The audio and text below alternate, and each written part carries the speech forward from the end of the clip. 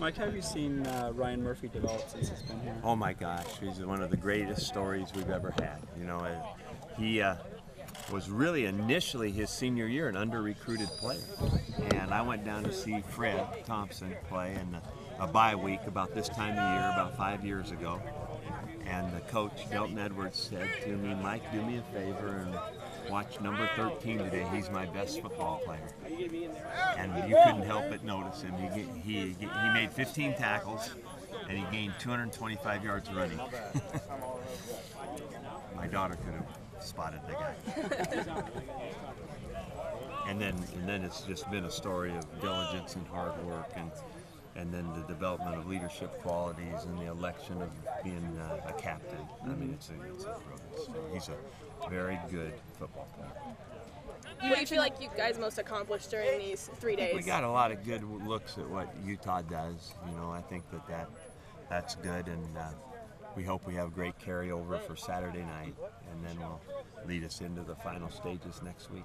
You were kind of asked about this on the Sunday call, but the fact that you don't know which quarterback is going to play for Utah, just how does that, change or challenge your preparation? Well, we've seen enough of both, so you really can't let that dictate if they're going to play the guy they want to, and we have no choice in it. So, they both have good skills. They both run their offense well.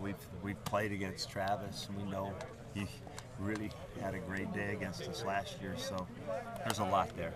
Is it one thing where one scout team quarterback is Wilson and one is Thompson, or are they both those I don't guys, know or how does that work? I don't know how they're doing that. Yeah, I couldn't really tell while watching, so I was curious.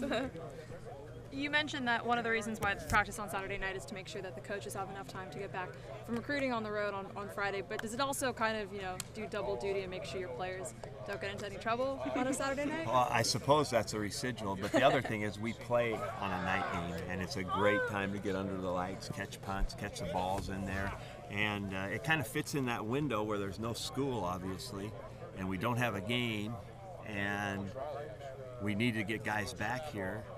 So it all kind of fit together to say this was a pretty good idea. You've talked a lot about just the parity in this league and such a crazy day on Saturday, and I'm sure it'll be another crazy day this Saturday, but do you talk to the team about that? Yeah.